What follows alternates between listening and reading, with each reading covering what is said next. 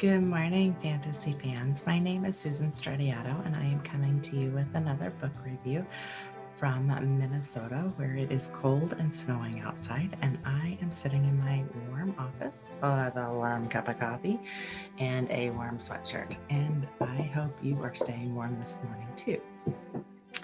I am here to review a book, a popular book these days, so you'll have to let me know if you've read this. But before I get started, I'll tell you a little bit about myself. I am also a fantasy author of several books and a independent publisher. So I publish my own work as well as others in a traditional manner. And my most recent publication of my work is The Muse of Winter. This released on January 12th this year.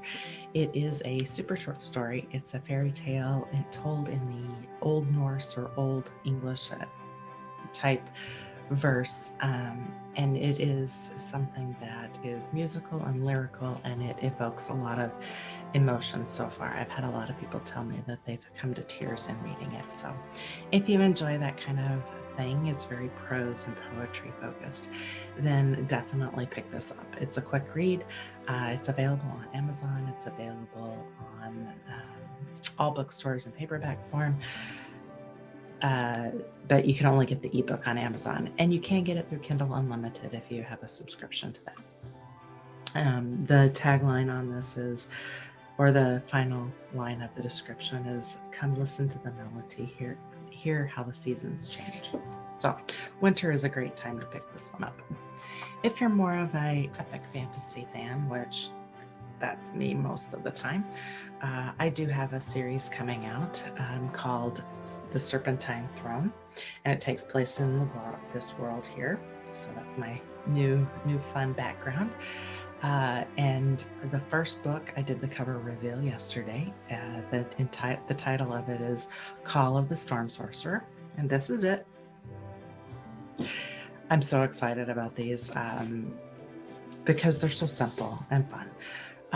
But this is the first book in the Serpentine Throne series. It's a 5-book series. This will be out on April 19th. The ones following will come out in May, June, July, and August. So the full series will be released before people go back to school in September, and that's just super exciting for me. So if you are interested in becoming a part of my review team, this is available on NetGalley through Bronzewood Books.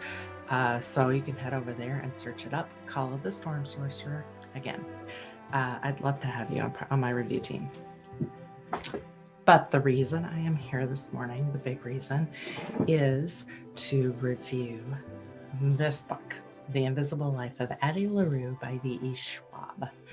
I have so many good things to say about this book, and I have a couple of little annoyances. Overall, I would give it 4 stars. 4 stars because the way the story is told is pretty fascinating. It is told in a present tense, which makes it really immediate. So you kind of feel like you're right there.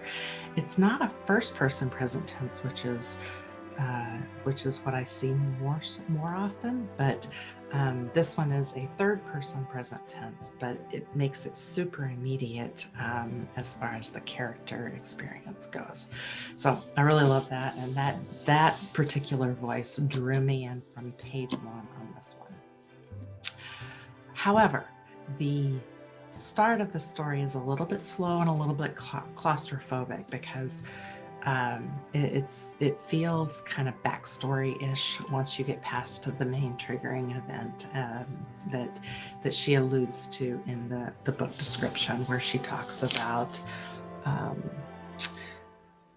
in a moment of desperation, a young woman named Adeline meets a dangerous stranger and makes a terrible mistake.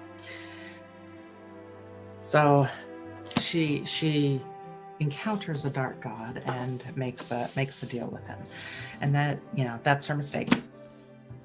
But the story itself really picks up when we bring her love interest into the picture. His name is Henry.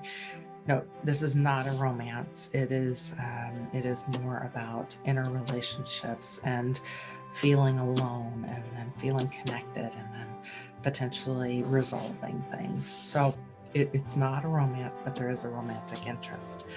Uh, I thought the story really picked up, and that was around, I think, page 100, where she met the romantic interest. So his name is Henry.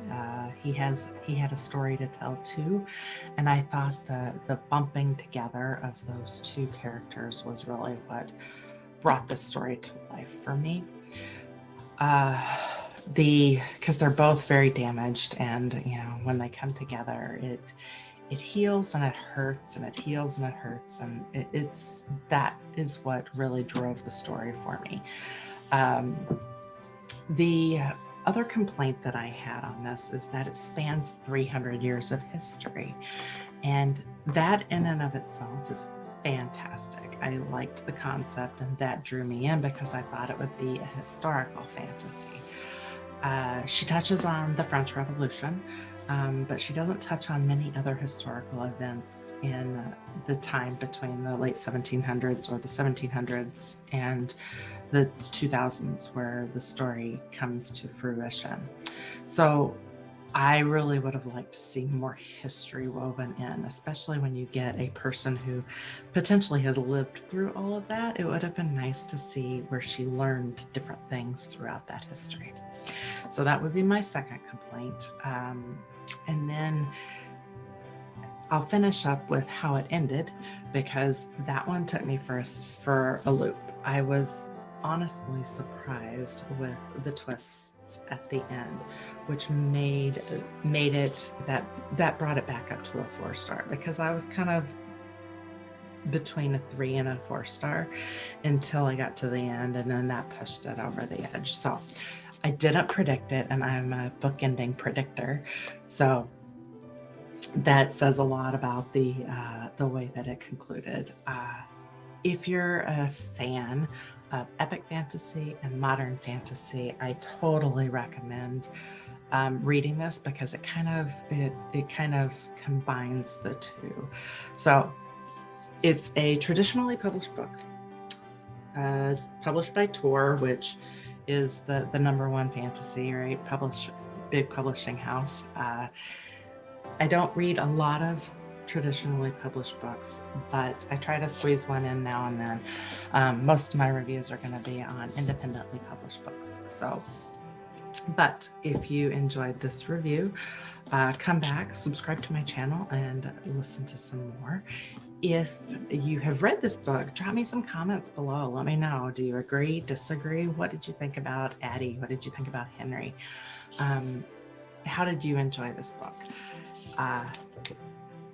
If you're interested in further reviews, I'm trying to post one a month, so subscribe to the channel to get notified, and I will see you again in the near future.